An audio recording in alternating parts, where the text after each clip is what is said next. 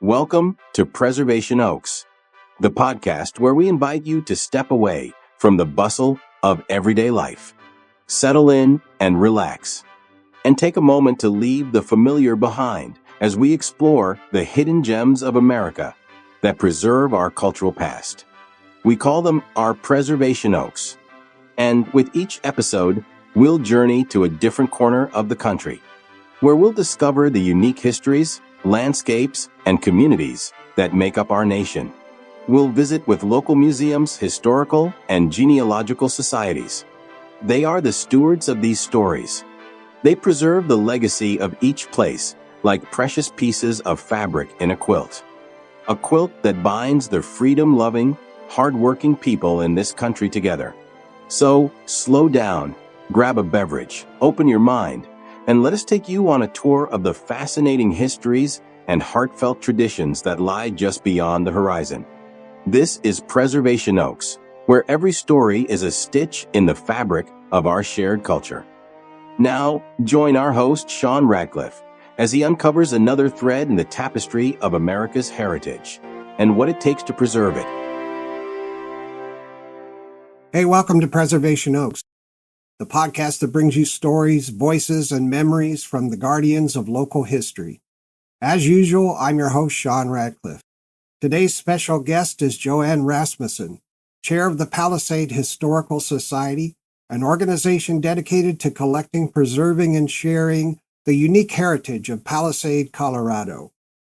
The Society operates the Palisade History Museum, where historic photos, documents, memorabilia, and local treasures tell the story of this remarkable town. The town of Palisade was established in 1904. It sits where dramatic cliffs meet a fertile river valley, making it ideal for peaches, vineyards, and a rich agricultural legacy. If you have questions or comments as you listen, send them to preservationoaks@gmail.com. You can find Preservation Oaks on all major podcast platforms, Apple Podcasts, Spotify, Rumble, Podbean, YouTube, and more. And I just want to remind you that if you can't get enough of the Preservation Oaks podcast, and who really can, let's face it, be sure to like, follow, comment, and share this episode with friends who love history and memorable stories. And now here's a short biography of today's guest. JoAnn Rasmussen serves as chair of the Palisade Historical Society in Palisade, Colorado, where she channels a lifelong passion for history and the meaningful preservation work. That passion began early, inspired by her parents' gift of a lifetime membership to a local historical society, and has grown into a deep commitment to safeguarding the stories of the Grand Valley. Under her leadership, the Palisade Historical Society has maintained important initiatives, such as digitizing the archives of the Palisade Tribune, ensuring that generations of local history remain accessible to researchers, families, and future historians. JoAnn is deeply engaged in the region's heritage community. In addition to chairing the Palisade Historical Society, she serves as vice president of the Mesa County Historical Society and has been involved with other Colorado historical organizations. She is also serving on the town of Palisade's Tourism Advisory Commission, bringing her knowledge of local history into broader community development conversations.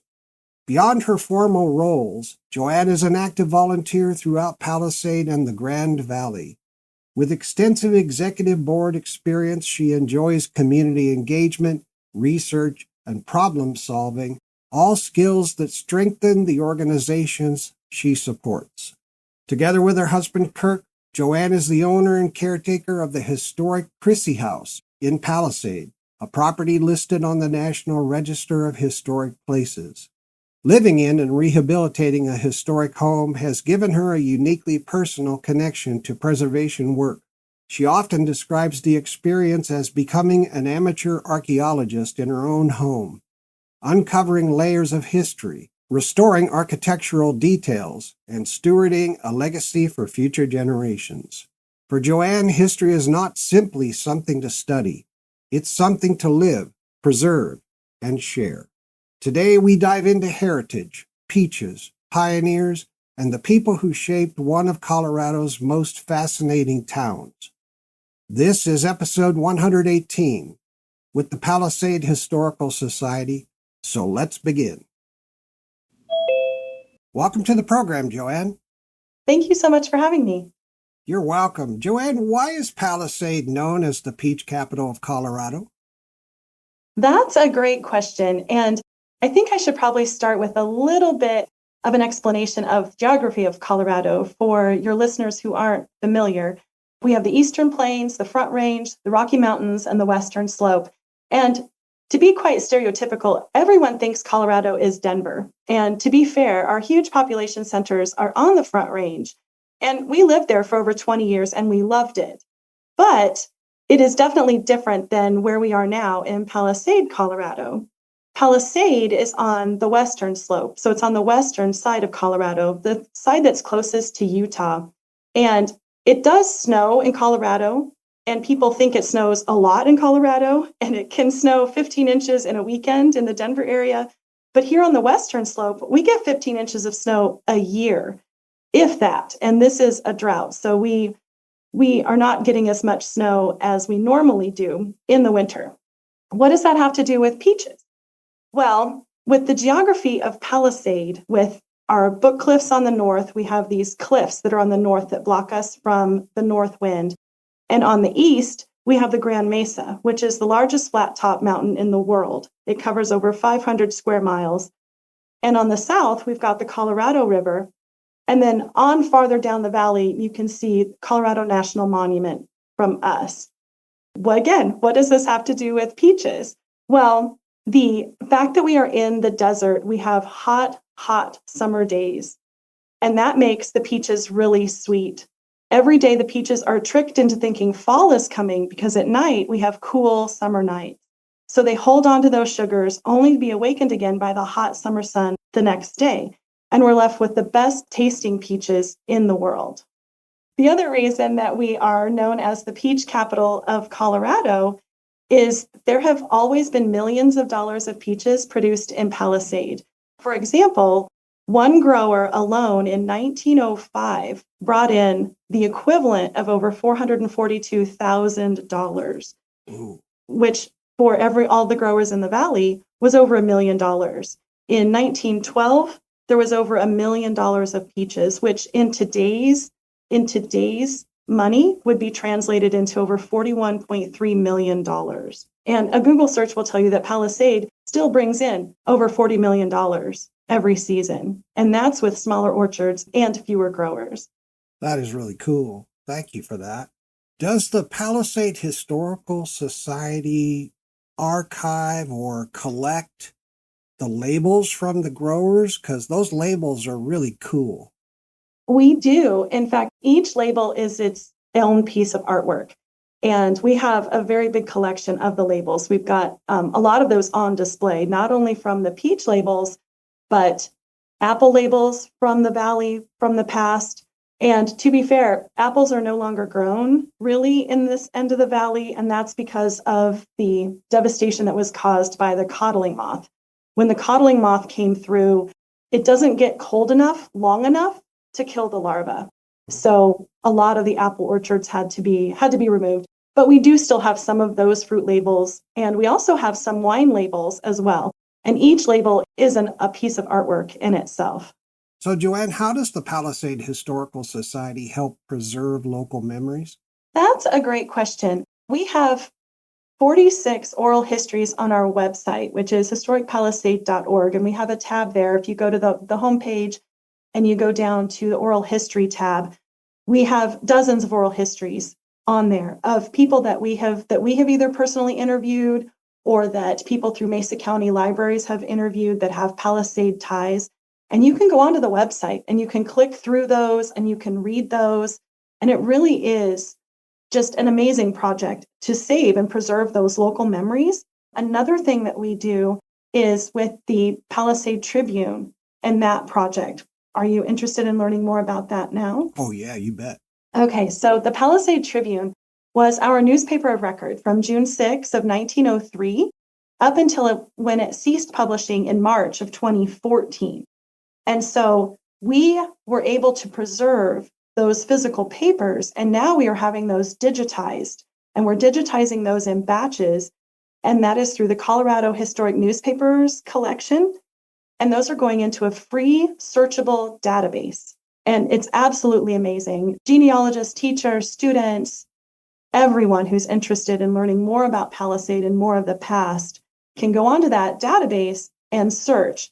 And because it's searchable, it's just a wealth of knowledge. But I would caution you, you have to have a big chunk of time set aside to do this, because you will go down all of these different rabbit holes and find all different kinds of information. And before you know it, hours will have just vanished while you are researching this. Another way that we preserve local memories is with our own newsletter. The Palisade Historical Society puts out a monthly newsletter, and we try to include little stories from the town and from things that are happening and all of that, because we really don't have a newspaper of record anymore. The Daily Sentinel out of Grand Junction is the main paper in the area, and Palisade does not really have anything anymore that is centralized on that and those local stories. Wow, that's too bad. I know. And to be fair, the Daily Sentinel does cover stories in Palisade, but it's not the same as having your own paper. And the sense of community in the paper is astounding, especially when you look back at all of the articles that we have. And so far we have 5,034 issues in the database, with more on the way. We have everything from June 6, 1903 up to December 25 of 2003. So we have broken into this century now, which is exciting. And like I said, we only have up until 2014 to go. So that's one of our major projects that we have going. We're going to try to do this final push and get everything digitized. You might be wondering what's holding us back. And that is the volunteer time needed to do the batches, to put them together, transport them to Denver to have them digitized. And then the money. Each batch costs a couple $1,000s to do, but the result is priceless. And they will be forever preserved in this digital space that you can then utilize in a way that researchers of the past have never really been able to do. And it's absolutely fascinating. That's a fantastic program. Good luck with that. Yeah, thank you. Now, with the oral interviews, are you actively going out to senior centers, or how do you understand who the candidates are, I guess is the right question. Right. No, that's a great question. A lot of this is word of mouth, pun totally intended, but not really. Different people who have had an impact in Palisade still have connections with the people in the Historical Society. And we have reached out to those families and to those people. I don't personally do the oral histories. We have other volunteers that do that. And they take time by going to these people's houses and sitting at the kitchen table and talking to them about their memories of the past. Sometimes they're in nursing homes, sometimes they're in assisted living places, that type of thing. We go to them and have a conversation with them and record all of that. And then we do a pretty good job, if I may say so, of kind of editing that transcript to take out all of the things that aren't necessary when you're doing a transcript, all of the ums and this and that, and the hemming and hawing and things like that, to really get a concise record of their oral history. And it's absolutely fascinating. I love going onto the website and reading about these histories. Someday you're going to be able to sweep through all of those with AI and come up with a comprehensive history of the area just based on what people said. That's true. It's going to be amazing. It's great work you're doing. Well, thank you. And AI is amazing right now. I think it still needs a human handler to try to determine certain things. For example, I know they use AI in a lot of our business meetings, the town meetings and things to do minutes. And a funny side note, there's a street in town that has issues with flooding. Yeah. And people refer to it as Lake Milliman because the name of the street is Milliman, but it really isn't a lake. It's just a puddle.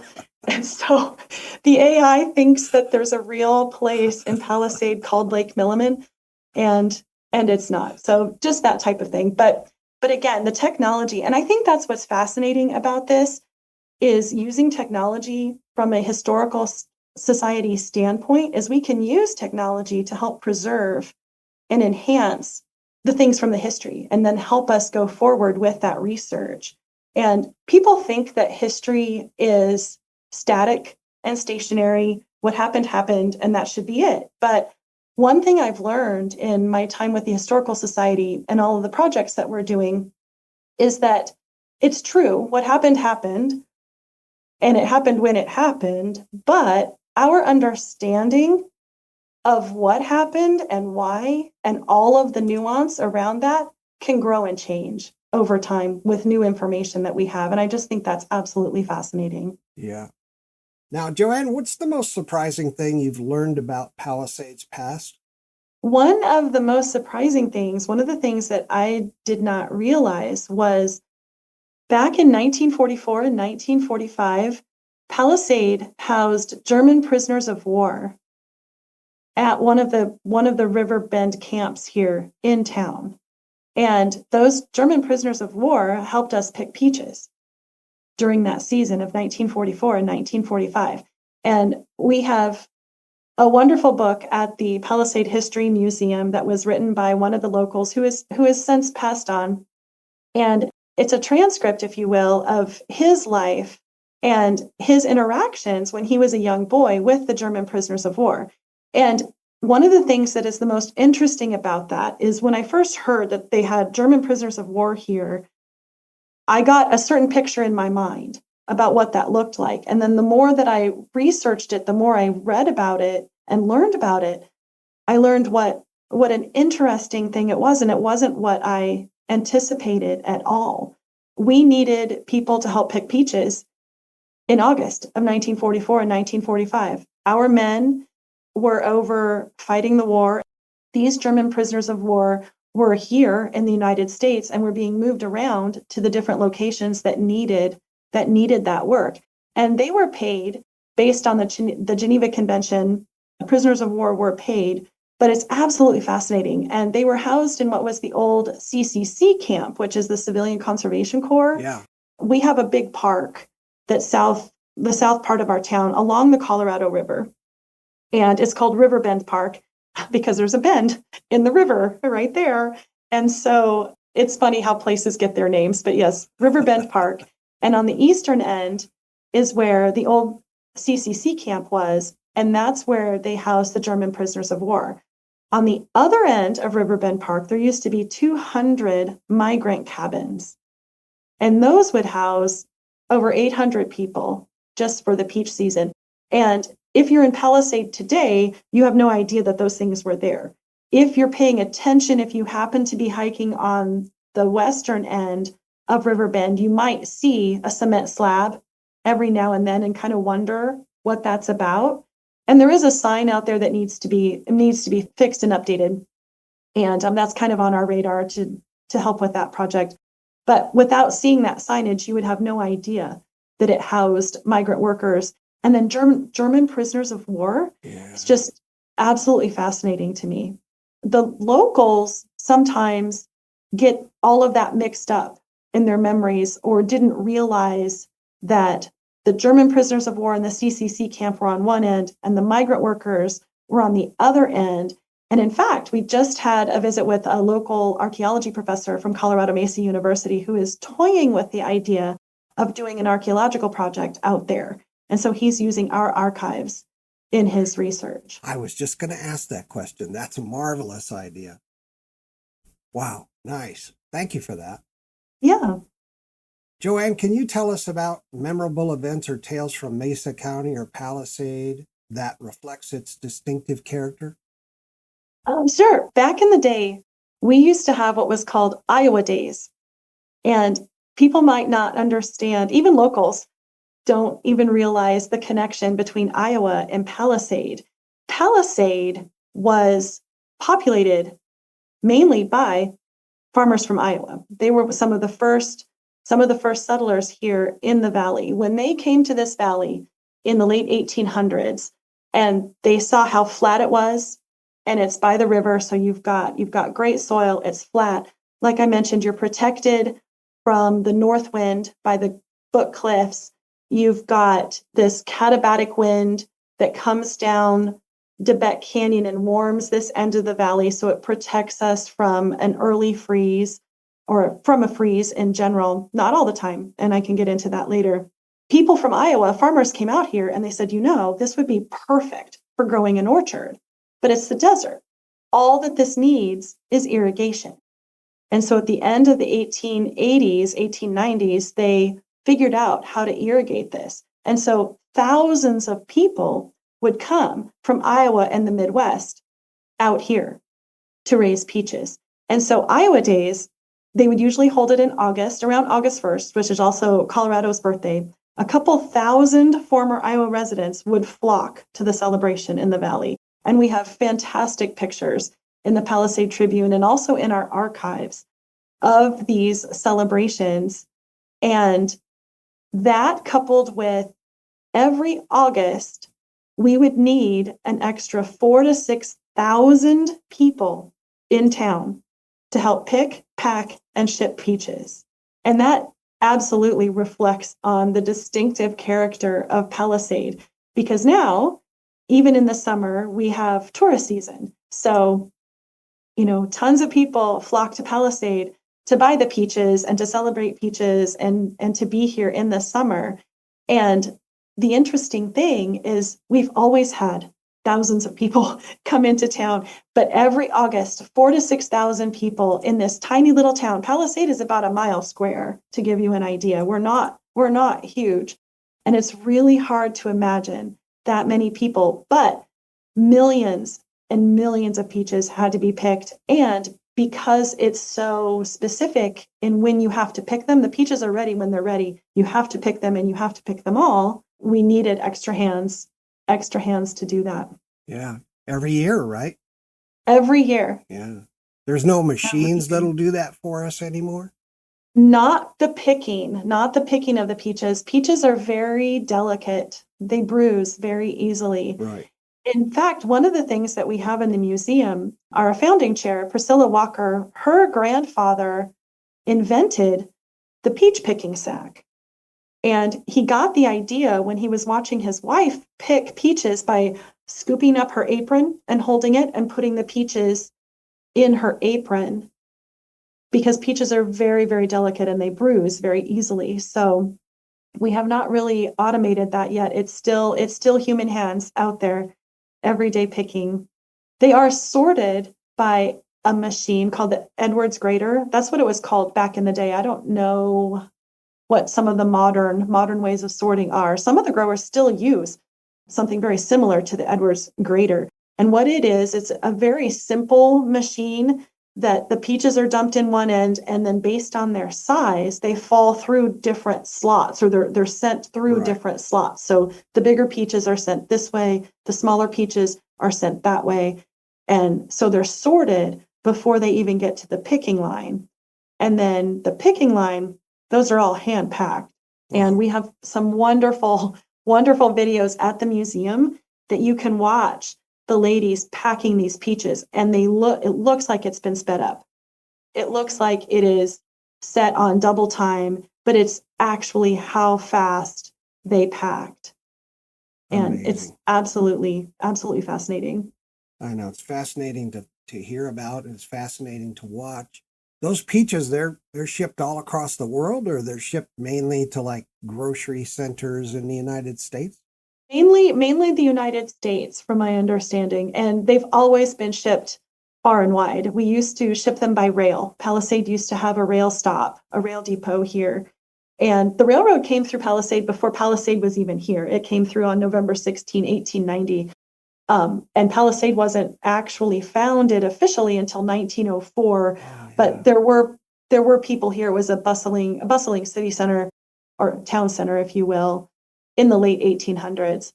But yes, they would be shipped, especially back to the Midwest, even the East Coast.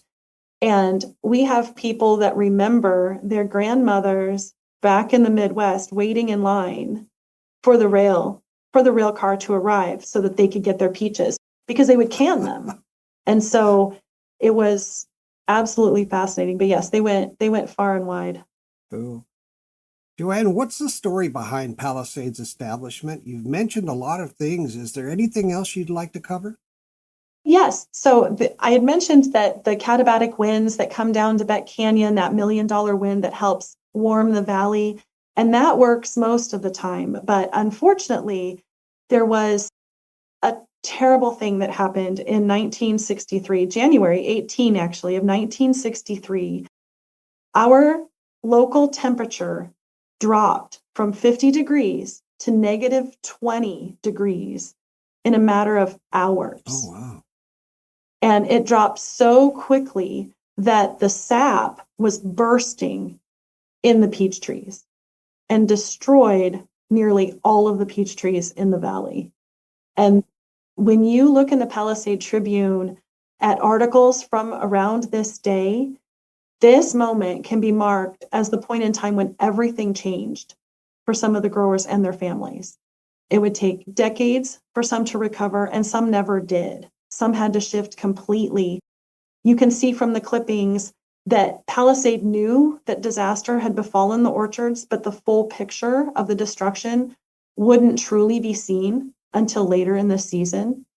And so that was in 1963. And we have a display at the museum that shows the number of train cars that would leave Palisade every season full of peaches. And, hundreds, tens of hundreds of rail cars leaving. And then you get to 1963 and it just completely drops off. And that was when vineyards actually started to come onto the scene. They really began in earnest in the 1970s and 1980s. And one of the reasons for that shift was what happened 63 years ago. Yeah. In 1963 with that. I mean, imagine that this has been your livelihood and your family's livelihood for generations, and now there's nothing. And to be fair, I grew up on a farm in the middle of Iowa, and farmers have this mentality of make hay when the sun shines. Do everything you can, because there will be years that you're going to have to get by on your savings or on that type of thing. So not every grower stopped growing peaches, but it was truly devastating to everyone. But fast forward 63 years later, we have peach orchards and peach growers that are still extremely profitable. Yeah. And they were able to kind of weather that, but it was something that definitely played a crucial part in the development. And in the crucial role of development for Palisade in general is irrigation. I haven't really talked much about irrigation and the coal mines. We had over a dozen coal mines in the Palisades or the Book Cliffs around us. And a side note, that's how Palisade got its name. The Book Cliffs to the north of us are called Palisades, that sheer rock formation. Okay. And the area was actually called Palisades with an S until they decided to incorporate. And then on April 4, 1904, they decided to incorporate as Palisade without the S. And a funny story, there's a bank building in town that has a big sign, a plaque on it that says Palisades National Bank with an S. And people often think that that's a mistake or a spelling error. But the reality is, in 1904, they were already in existence. They were already in existence as Palisades National Bank. And in 1904, they discovered that it would cost $500 for them to either remove the S or add an apostrophe. So they opted not to. So they are Palisades National Bank. But again, that all just kind of goes into the crucial development. Those coal mines, which are no longer active, that went toward Palisades establishment. Irrigation is huge. Without irrigation, we would have none of the orchards, none of the vineyards, none of that. And all of those things are crucial to who we are today. Yeah, it's an amazing place. If you grew up in Iowa, then you know full well farming is always risky business. Oh, absolutely. You put everything you have into it, everything, with the hopes that Mother Nature keeps up her end of the bargain. Yeah. And you never know. So we are owners and caretakers of the historic Chrissy House here in town. It's the only private residence on the National Register of Historic Places. And one of its claim to fame is it's tucked in the middle of what was an apricot orchard. So we had, when we purchased the house in 21, there were 18 apricot trees still around the house, and they're over 100 years old. And one of the local growers, who's a good friend of mine, he said, oh, with apricots, because apricots bloom before peaches. So apricots are more susceptible to that frost that happens, in the late winter, early spring, right? They're more susceptible to that. And he said, with apricots, if you grow an orchard of apricots, you are either a genius or a fool, and you won't know until it comes time to pick. and that's just so true. You put everything into this in hopes that it works out. Yeah. Thank you very much for all of that. That was great information. JoAnn, what specific characteristics of the area you serve create challenges and opportunities in the context of preservation? Well, that is a great question. The Historical Society, when we incorporated in 2010, opted not to be a historical preservation society. So we don't really focus on buildings, but old buildings are definitely a challenge, especially when it comes to preservation. And oddly enough, old buildings from 1908 are in better condition than buildings that were built in the 1940s and buildings that were built in the 1980s. And so municipalities are trying to juggle priorities in their budget with limited funds, and they need to be good stewards of taxpayer funds. And so we have a building in town that has kind of reached its, quote, end of life, according to the engineers, but it has such a vast amount of history attached to the building that's a challenge, is trying to juggle that.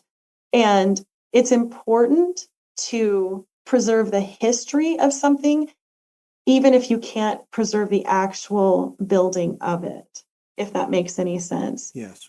Another challenge and opportunity when it comes to preservation is we're a small community. Palisade itself is not even 2,700 people.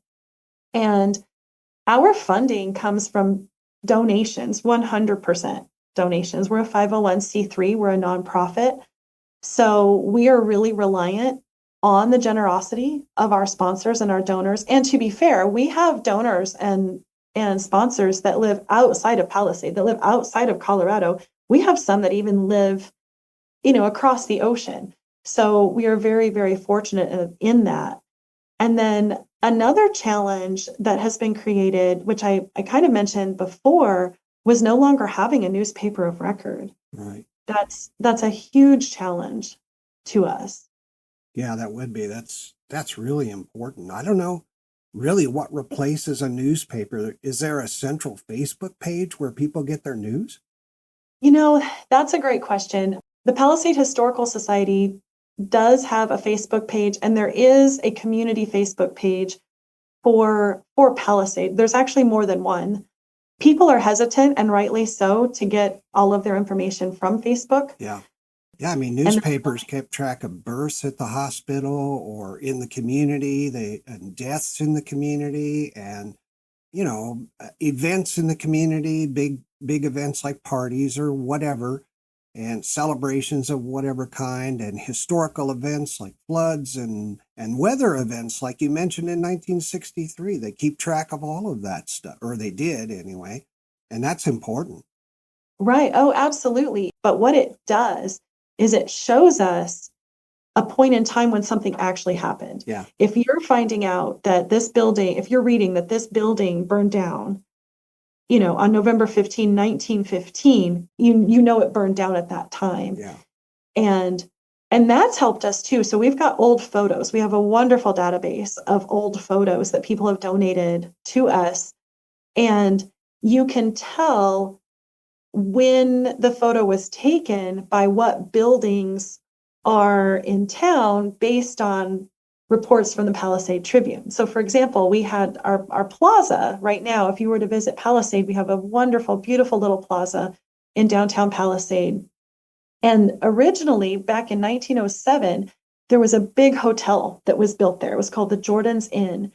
And it had rooms above, it had hotel rooms above, and then shops on the ground level.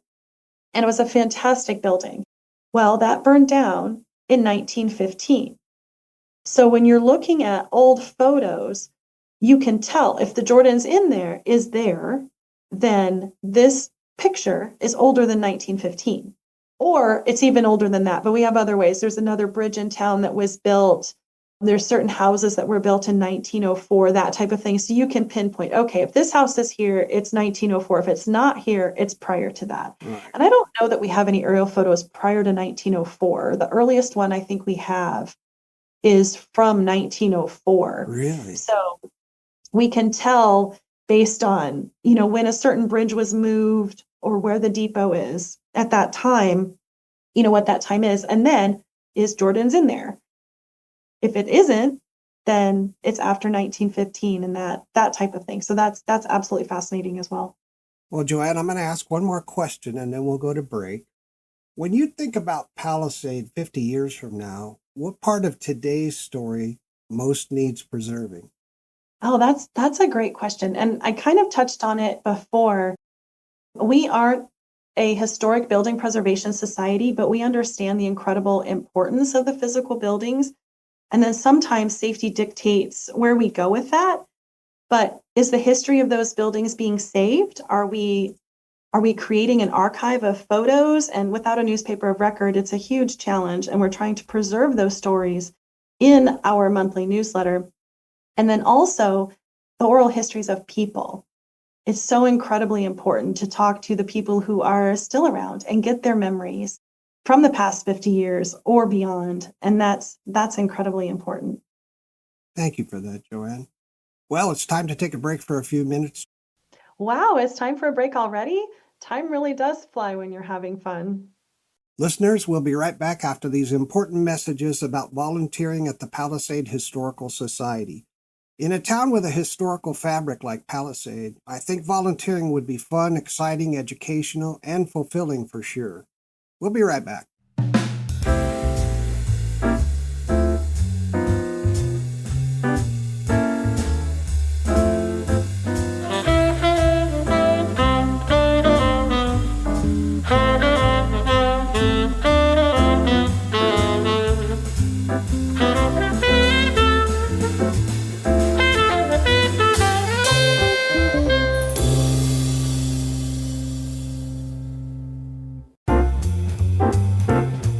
Did you know that history doesn't preserve itself? At the Palisade Historical Society, volunteers are the heartbeat of discovery. From cataloging photos and documents to helping with museum exhibits, event hosting, and community outreach, there are opportunities for everyone who loves history and community. Whether you're a student, retiree, or lifelong learner, your time helps keep Palisade stories alive for locals, visitors, and future generations. Help curate exhibits, lead walking tours, or assist with digitizing the Palisade Tribune's archives. Every hour you give builds a bridge between past and present. To volunteer or learn more, visit historicpalisade.org or call 970-812-3064. That's the Palisade Historical Society, where your passion makes history happen.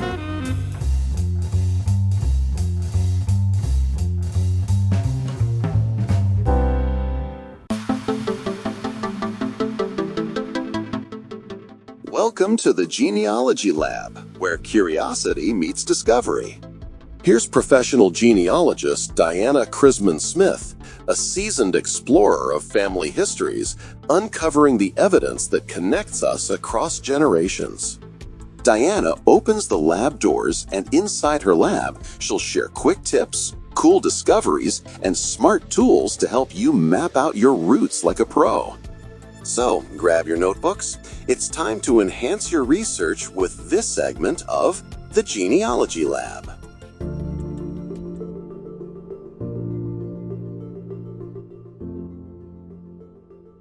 Welcome to the Genealogy Lab. Pull up a chair and join me for a bit of curiosity and discovery. You may have heard reference to primary and secondary sources, but what does that mean? And why is it important? First, let's clarify. A source may be viewed as original or derivative, but the primary or secondary refers to the information contained in that source, not the source itself. So to help clarify this, let's talk about a death record. The record itself is either original or derivative.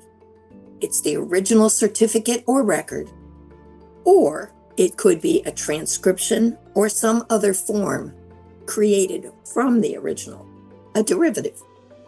We have all seen that errors can occur every time a record is transformed in any way, whether it's copied, abstracted, or transcribed. So we obviously prefer an original, right? On the other hand, a derivative may sometimes have notes indicating issues discovered in the original with comments on their resolution. This is rather rare, so let's just say for now we normally prefer the original to make our own inferences and conclusions. And don't forget to resolve any discrepancies and make notes on that. However, we also need to remember that there are multiple pieces of information in that one record. It may have identifying information about the deceased, including his or her birth, occupation, current residence, parents, spouse, age, and more.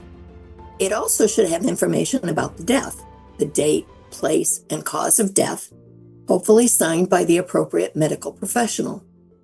The more recent the record, the more likely it will identify the name of the person supplying the various parts of the information. This is very helpful in deciding whether that piece of information is primary or secondary.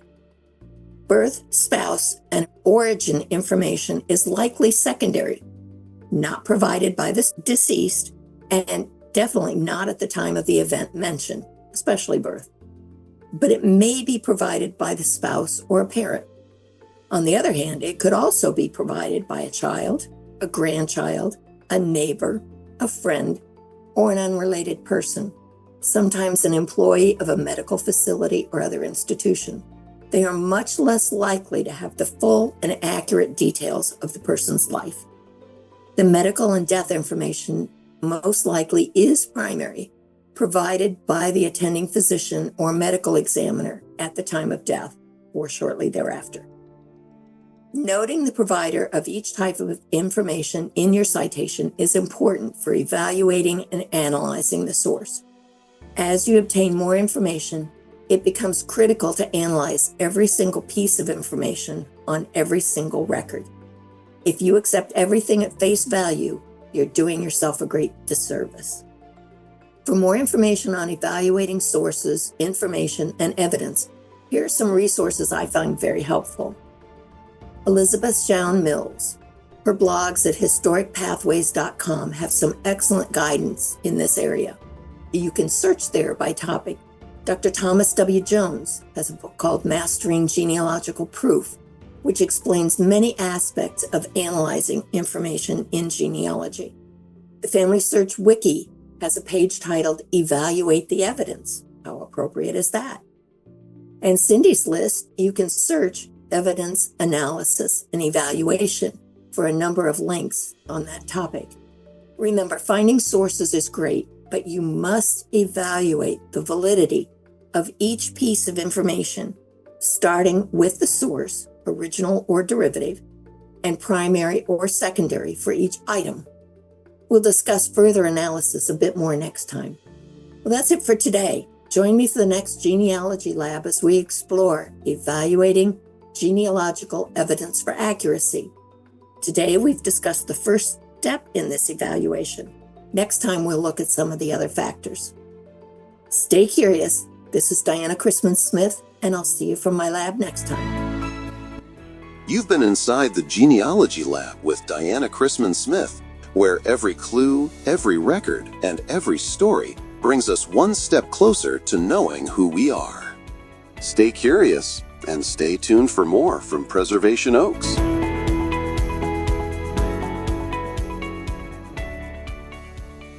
And now, back to Preservation Oaks.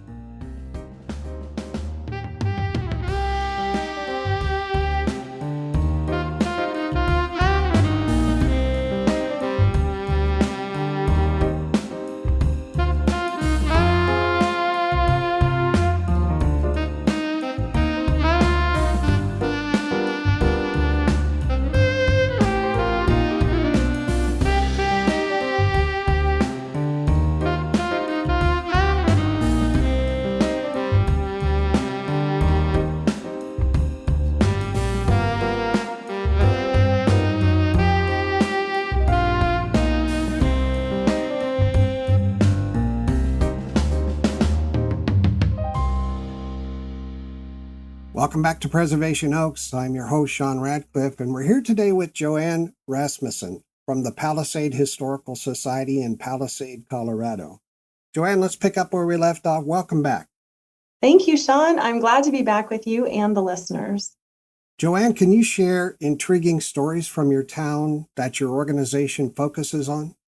That's a great question. We do monthly history talks, and they are a perfect example of the stories that we highlight. One of the talks that we did was on the Palisade Insectary. That was actually established in 1945 in Palisade, Colorado, and it's one of the oldest U.S. facilities of its kind. It was created by the Colorado Department of Agriculture to combat destructive oriental fruit moths in the local peach orchards. And this organization has pioneered sustainable pesticide-free pest control using natural enemies, such as a wasp, and they manage over 90 species of biocontrol agents for agriculture and noxious weeds. That's an intriguing story to me. And agriculture is huge in Palisade, and having this literally right down the street, right here in town, is amazing. Yeah, it's called an insectary. An insectary, yes. Wow. Oh, that is Palisade cool. Insectary. And the wasps, so it was absolutely fascinating and fantastic. Dr. Dan Bean came to our history talk, and he brought things to show people. He brought these wasps. They're teeny tiny little wasps that what they do is they inject their eggs into the larva of these pests and in essence destroy them without chemicals. Whoa. And that's just one example. Another thing that they've done is they've been able to engineer a weevil that eats a specific weed in the area, and it won't hurt anything else. Or another insect that specifically targets another invasive species and of plant. And I can't really speak too intelligently on this. They're the experts on this, but it was absolutely fascinating to have them come to our history talk and pass around these different things so people could see them. They also do tours at the insectary, but having them at our history talk was fantastic. People that live here didn't even know that they were here, that type of thing. We've got so many different stories, and our monthly history talks pull out examples of those stories, and then we share them. And it's a free event. And we had over 750 people attend our history talks last year, which is fantastic. Yeah, that is fantastic. You do a great job of educating the public and making it interesting and entertaining. JoAnn, what led to the establishment of the Palisade Historical Society, and what formative experiences were pivotal in its early development? Well, we formed an official 501c3 on March 25th of 2010. So this year we are celebrating our Sweet 16, and one of the pivotal moments was when we were allowed to be in the Bunty place. The Buntys are a family from town, one of the early pioneers of Palisade, and they have a property in town that has a house and garage and that type of thing. But then on that same property is what was a service shop for trucks, which sounds weird, but is actually amazing. It's this little log structure that was built prior to 1939. And we were able to remodel that and to use for our history museum, and having a permanent spot for our collections, a permanent spot that is climate controlled and accessible to the public, all of that has been huge. We work with a lot of other historical societies in the area that don't have that. They don't have access to a place where they can display their items of their collection. Yeah, very, very important. And I'm glad you have that. Yes, and our vision and mission is to collect, preserve, and communicate the unique history of Palisade, Colorado. And with the History Museum, we are able to do that. And we have a wonderful relationship with our landlords. I think we're on a 99-year lease, and I think it's $1 a year. And he puts the dollar right back into our donation tip jar. And it's just amazing to have this resource. Well, fantastic. Wow, you were just formed in 2010. That's not that long ago. No, not really. And the museum wasn't even officially completed until we didn't officially open until 2021, August of 2021. So we had existed in other spaces around town, smaller displays, that type of thing. We've relied on wonderful volunteers that have let us use storage space in a shed or a garage or that type of thing. But now that we can be in a climate controlled environment with permanent displays, that's absolutely amazing. And permanent, I'm using permanent in quotes because our displays, we switch out our displays and things like that, but we have a space, a dedicated space for this. Gosh, JoAnn, that's exciting. Your organization just started in 2010. That's just exciting. That's great. The community should be very proud of you guys. They are, and we could not exist without them, to be sure. And we exist for them. And that's amazing, the relationship that we have with Palisade. Absolutely. Now, I'd like to provide listeners with the contact information for the organization. You can reach them via email at info@historicpalisade.org. Their website is historicpalisade.org. You can find them on Facebook if you look for Palisade Historical Society. Their Instagram is at Historic Palisade CO. Their museum address is 3740 G Road, Palisade, Colorado, 81526. Their mailing address is P.O. Box 631, Palisade, Colorado, 81526. And their phone number is 970-812-3064. And please remember, donate, donate, donate. All right, does that all sound right, JoAnn? Mm-hmm. Yes. Cool. JoAnn, how does your organization fulfill its role in the community, and what are the primary goals and characteristics of your members? Well, as I mentioned, our mission is to collect, preserve, and communicate the unique history of Palisade, Colorado, and especially with the very first history museum in Palisade, our Palisade History Museum. We are a fantastic resource for locals and tourists alike, people from all over the valley and beyond, even people who have relatives that live here but have never visited yet. And the characteristics of our members are anyone who loves history, anyone who gets that little excited spark from learning something new about something old is who we really are. Right. Fantastic. Thank you. How did your personal experiences shape your journey to your current role in the organization, and what motivated you along the way?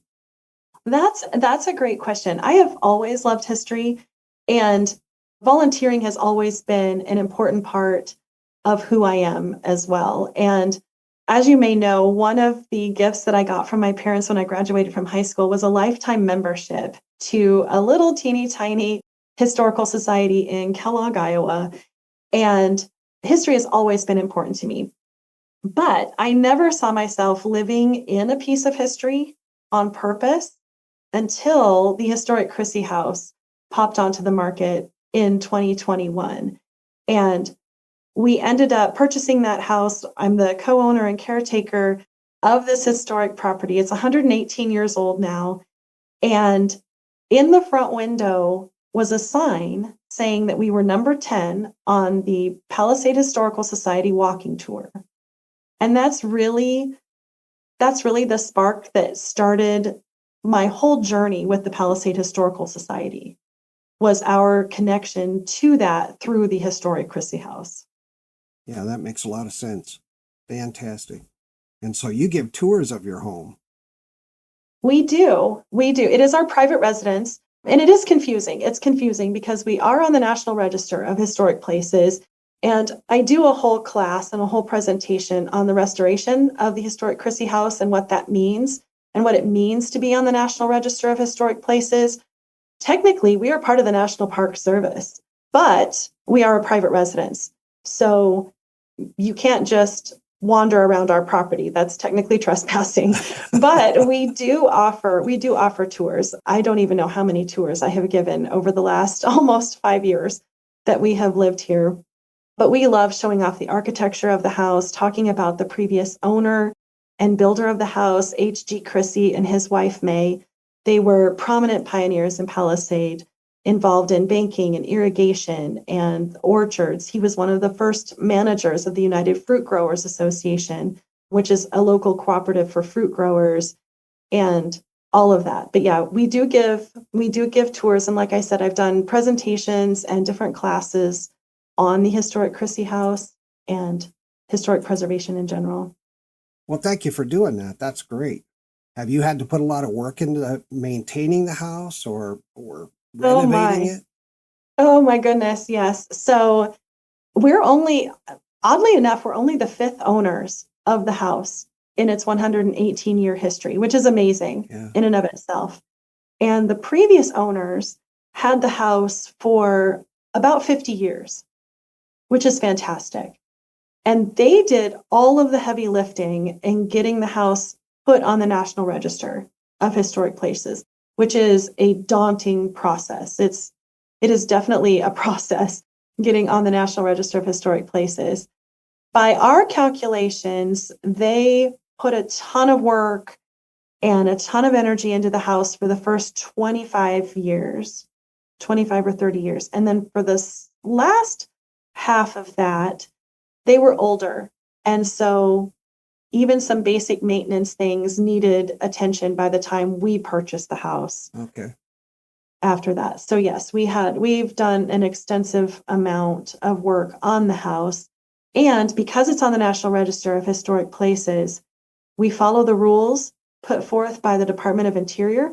And so we jump through those hoops, and that just adds a level of complexity to everything that we have done on the house. And it is a labor of love. We would 100% do this again in a heartbeat, which probably means there's something wrong with us. But we absolutely love this house, the character of it, the charm of it, the fact that it is a piece of Palisade history is just absolutely amazing to us. It's a lot of fun. I never envisioned myself on this adventure, but as soon as we saw this house pop on the market, and we just decided to make a change. We didn't know anyone in the valley when we moved here, and we were welcomed with open arms. Like I said, I grew up on a farm in the middle of Iowa, and that farming sense of community is so prevalent here in Palisade that it felt like coming home, and it's been amazing. But yes, there's so many different things that have to happen with the house. And to be fair, a lot of people don't understand this, but even though it's on the National Register of Historic Places, if it got to the point that at some point, we could bulldoze it into its own basement and start over. Oh, really?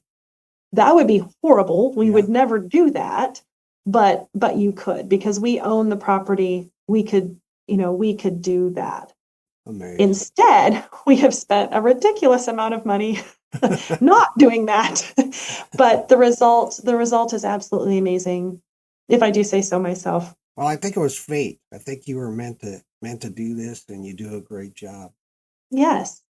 Now, JoAnn, can you highlight any exciting upcoming activities or exhibitions that you believe will capture the community's interest?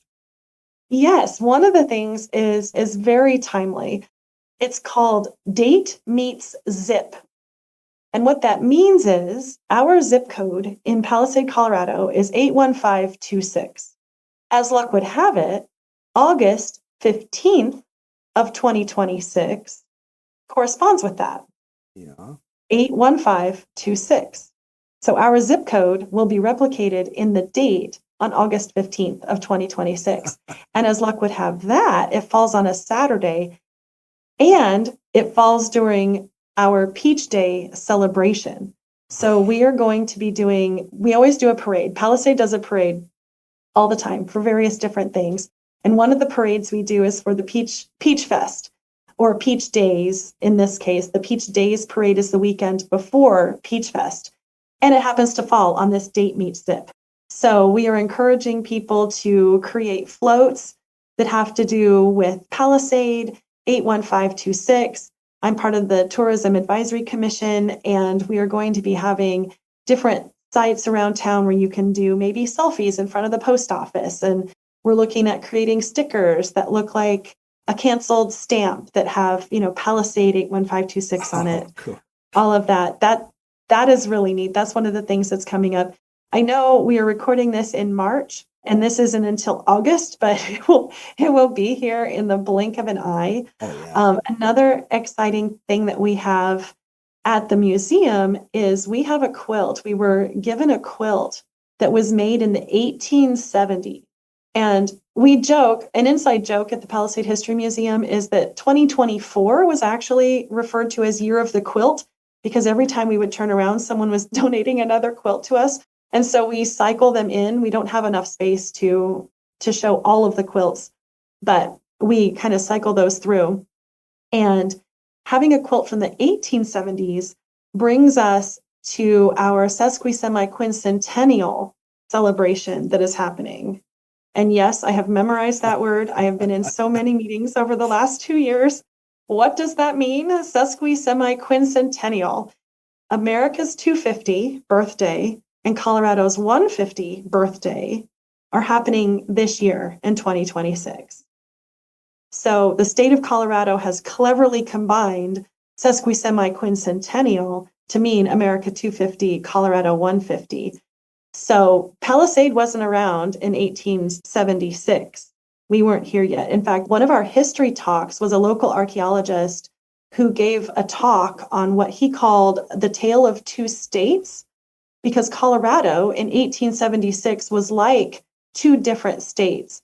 You've got the Front Range, everything from eastern Colorado up to the Rocky Mountains.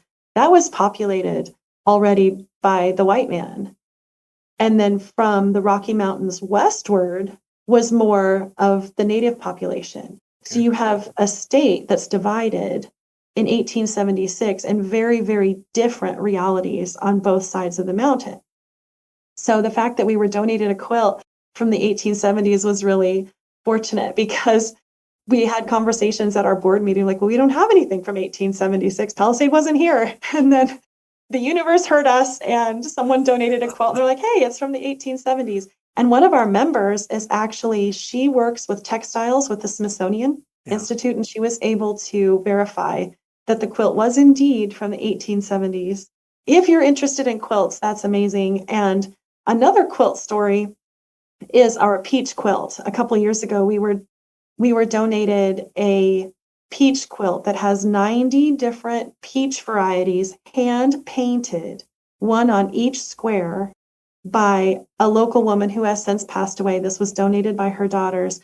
It is absolutely amazing. It's a queen size quilt, so it's gigantic, and we don't have the physical space to display the peach quilt, but a local art gallery does.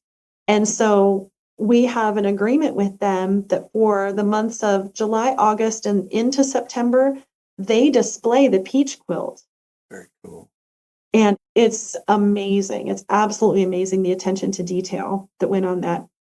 And if you're into quilts, this is fantastic. If you're not into quilts, there's plenty of other things to see, but those things are timely. The other thing that we do that are more ongoing is our self-guided tours and our guided tours. We also do private tours of the museum. Our museum hours are Tuesday, Thursday, Friday, and Saturday from 10 a.m. to 2 p.m. or by appointment. So if you have family in town, or you have friends in town, or if you're looking for something to do and those times and days don't work for you, just contact us and we'll see if our volunteers are available. And that's another thing I want to note. Everyone that works with the Palisade Historical Society and at the Palisade History Museum are volunteers. We are all volunteers. There are no paid employees for us. Cool. So we have volunteer hosts that have dedicated their time and energy to keeping the museum open at least those 4 days. And then if there's a need to be open at a different time, let us know. We are more than happy to work that out for a private tour of the museum. We've had different graduating classes that have come through Palisade High School reserve the museum after hours to have a meeting for their class of 1965 or their class of, whatever, which is really, really interesting too. Yeah, very cool. Alumni classes. Mm-hmm. Are there any entertaining or notable anecdotes from your organization's history that you'd like to highlight? Yes. One of the things that is really interesting is one of our volunteers, he's a volunteer host at the museum and he's a member also. He has a striking resemblance to one of the other prominent pioneers of Palisade, who's named Colonel Bauer. So that's the name of the pioneer is Colonel Bauer. Dave Sasuga is the name of our volunteer. When he grows out his mustache, he looks exactly like pictures of Colonel Bauer. And Colonel Bauer has an interesting history in and of himself. His full name was actually Christopher Columbus Bauer. And the reason he went by Colonel Bauer is he was born and raised in Kentucky during the Civil War.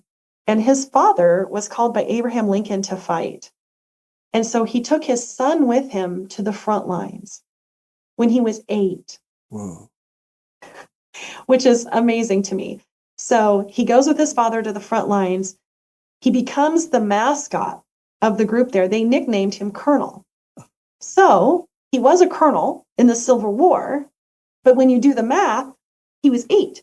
Oh my goodness. So he has a long and varied life, really, really interesting story. He ends up in Palisade and he owned the blacksmith shop here in town, which then morphed into a service shop to work on automobiles. And I have actually been able to speak with his great-great-grandson who lives out of state, and he's going through old photographs and all of that. So he's one of our patron members, a huge supporter, and he has sent us absolutely fantastic photographs. But the funny part about that, the entertaining part about that is our volunteer looks exactly like Colonel Bauer. Yeah, that's So he cool. dresses up like Colonel Bauer and he does a guided walking tour as Colonel Bauer.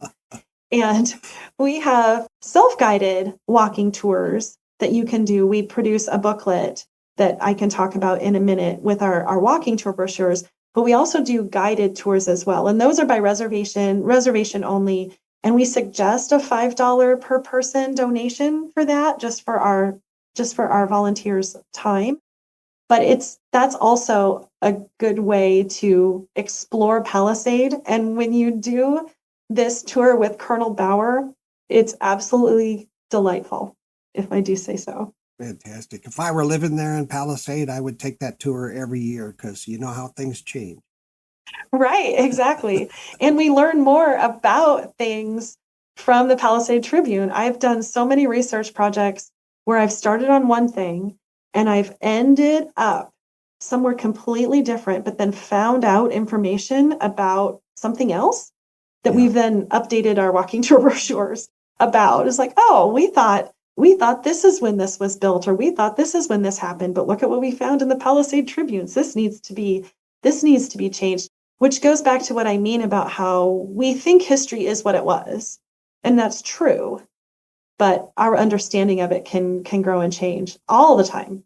Yep, absolutely. More is uncovered every day. I go back and look at my genealogy from time to time because new records come online all the time. Right. I was researching a previous property that we owned back in the Denver Metro, and I was working with an archivist there to do that. And I was lamenting with her. I was working on our own genealogy line and was lamenting with her some of those things. And she's like, when was the last time you looked? Take a few months, take a break for a few months and then look again. Yeah. Because things are being added all the time. And she's absolutely right. She's absolutely right. What exhibitions are currently open to the public, and what themes or stories do they explore? The exhibitions that we have at our museum right now focus on coal mining and the history of peaches and the history of irrigation and all of that. Okay, very cool. How often do you refresh your exhibits, and what goes into planning and curating them? That is a great question. We are very limited on the space that we have. So some of the exhibits that we have kind of have to be where they are in the museum. But we do switch out, like, for example, the quilts that I mentioned before. We have space where we can switch that out. Sometimes when we get new pieces, which are actually old pieces, pun intended, we incorporate those into the museum as well. For example, the town of Palisade is revamping Riverbend Park in how they're doing their boat launch down there. They're creating a new boat launch into the river. And at one point, in addition to being the migrant camps and where we house the German prisoners of war and all of that, Riverbend Park was also the dump. So they are digging through these layers and finding fantastic things. We have one of our members is an expert on glass bottles, antique glass bottles.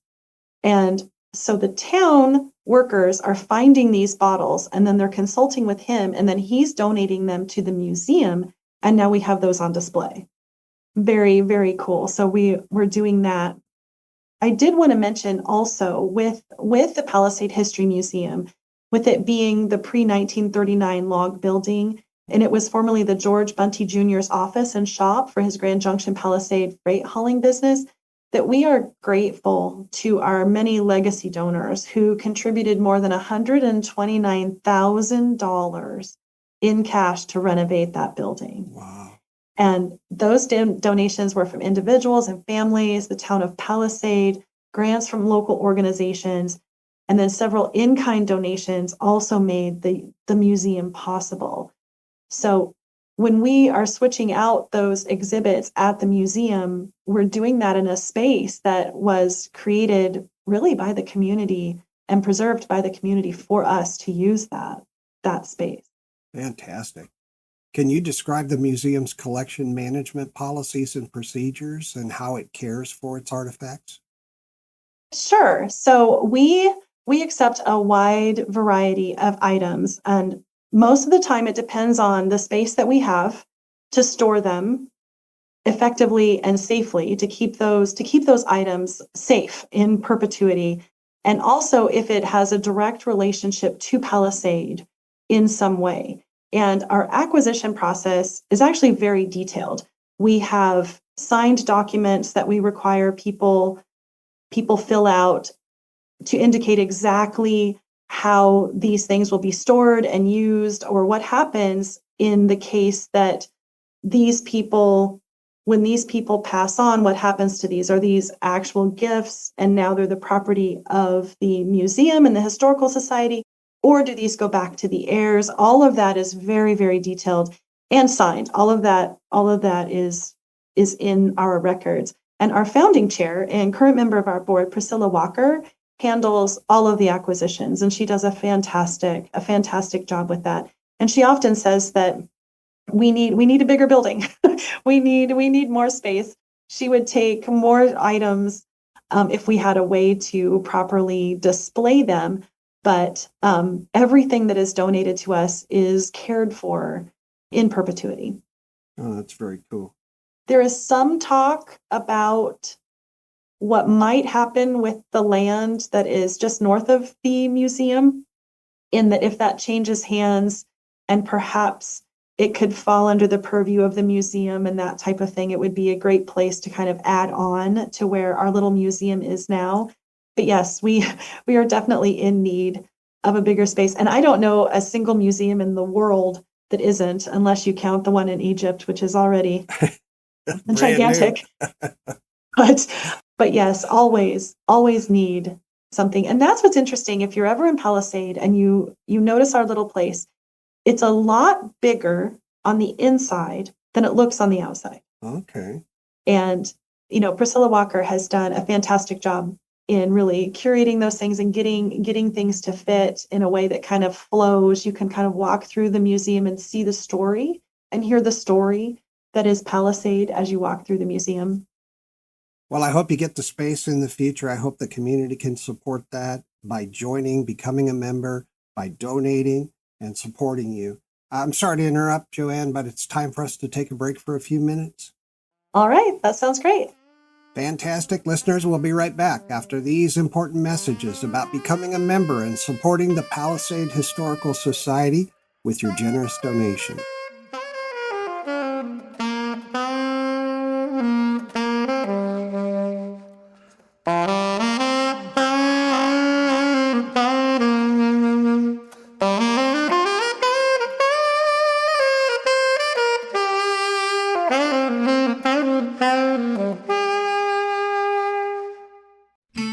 Did you know the Palisade Historical Society offers opportunities to support history through donations and membership? There are a number of different membership levels with a bounty of benefits. Just click the membership tab on the www.historicpalisade.org website. Your support through donations helps preserve priceless artifacts, digitize historic newspapers, enrich museum exhibits, host public history talks, and reach students and families across the community. Your contributions help ensure these stories stay available, accessible, and impactful for years to come. Become a member or donate online at historicpalisade.org via the membership or donate tabs, or mail support to P.O. Box 631, Palisade, Colorado 81526. History doesn't preserve itself. Your support ensures the legacy of this remarkable Colorado town endures.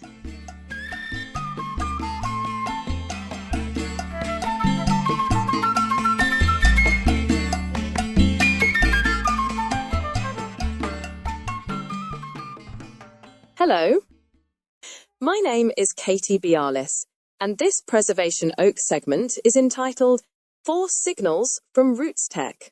Another successful Roots Tech conference was held in beautiful Salt Lake City from March 5th through the 7th. As usual, it was a huge success with thousands of participants attending from all across the globe. It offered a wide variety of classes, keynote speakers, and opportunities for connection, with online access available for participants around the world. Reflecting on this year's conference, one thing became immediately clear. Roots Tech is no longer just about building family trees.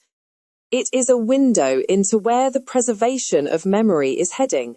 From my perspective, 4 distinct signals emerged, and together they tell us something important about the future of how we remember. Our first signal, international research has gone mainstream. There was a time when researching outside your home country was considered advanced work, specialized work, the kind of research you attempted only after years of experience. But this year, Roots Tech was filled with sessions exploring records from Poland, India, the Caribbean, China, Micronesia, Japan, Latin America, the Middle East, and beyond. There were even sessions devoted to tracing lives that moved between nations, bridging records across borders. What this tells us is simple. Family history is no longer confined by geography. Genealogy has shifted from asking, "Where did my family come from?" to asking, "How did my family move through the world?" The story of ancestry is now a global story. The second signal, artificial intelligence, has arrived. Not as speculation, not as novelty, but as a working tool. We saw sessions focused on AI transcription of handwritten documents, AI research assistance, AI analysis of DNA evidence, AI integration into archival work, and even ethical guidelines for using AI responsibly. That last point matters, because the moment a field begins discussing the responsible use of a technology is the moment it stops being experimental. AI is no longer just an idea. It is becoming part of the research infrastructure. And with it comes a new question, not just what can we discover, but how should we discover it? The third signal was that the basics still matter. For all the technological change, Roots Tech continued to emphasize something timeless. Evidence, method, discipline. The conference included numerous sessions focused on evaluating sources, understanding record types, building sound conclusions, avoiding research pitfalls, and even a simple reminder: good genealogists don't guess. This remains important because technology may accelerate discovery, but truth still requires method. The foundations of careful research have not changed. The fourth signal was DNA is moving from curiosity to capability. DNA has been part of genealogy for some time now. But what we saw this year was different. Sessions explored using DNA to find living relatives, trace migration paths, analyze complex populations, identify origins, solve historical uncertainties. DNA is no longer simply about percentages and ethnicity maps. It is becoming a tool for restoring lost connections, for rebuilding stories, for answering questions that the written record cannot. When we step back and look at these four signals, global research, artificial intelligence, enduring method, and the growing role of DNA, we begin to see something deeper than tools or techniques. We begin to see a shift in what preservation means. For most of human history, remembering was fragile. It depended on a letter kept in a drawer, a story told at the table, a name carved into stone. Memory lived locally, and it was easily lost. A fire, a migration, a generation that stopped asking questions, and entire lives could vanish from the record. But Roots Tech 2026 revealed something hopeful. Remembering is becoming less accidental and more intentional, more collaborative, more global. We are moving from preservation as an act of chance to preservation as an act of care. Today, the tools may include artificial intelligence. The evidence may include DNA. The archives may live across oceans, but the purpose remains profoundly human, to ensure that those who came before us are not forgotten and reduced to silence. Because preservation is not really about records. It is about dignity. It is about continuity. It is about saying, you were here. You mattered. You are still part of the story. And in that sense, Roots Tech is not just a gathering of researchers.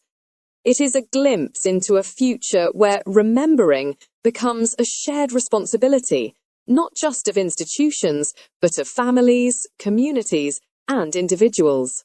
A future where memory is no longer fragile, but held carefully in many hands. This has been 4 Signals from Roots Tech, a Roots Tech 2026 reflection from Preservation Oaks. I'm Katie Bialis. Thank you. And now, back to Preservation Oaks.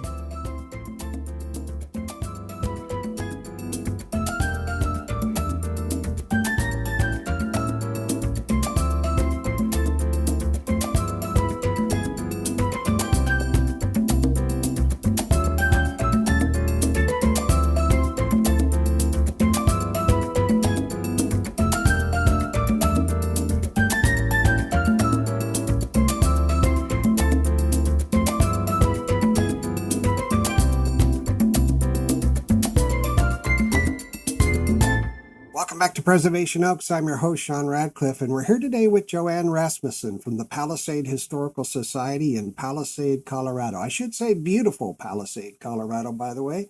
Let's pick up where we left off. Welcome back, JoAnn.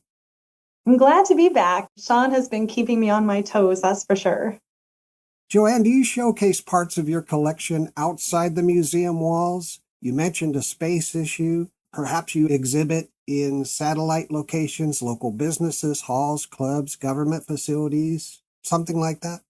Yes, we do. And that's exactly right. Our museum is only so big. So it's really important that we have historical items out in the community, not only so that people can see them, but also then they're attracted to go to the museum and learn even more. One of my favorite displays that we have out and about in the wild, so to speak, is at a place called Base Camp RV Resort.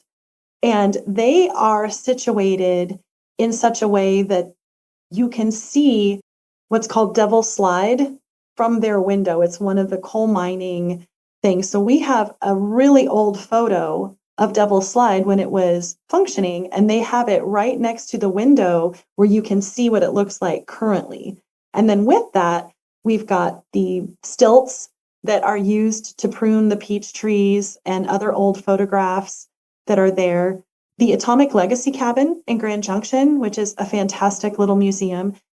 We have World War II items on loan to them from our collection.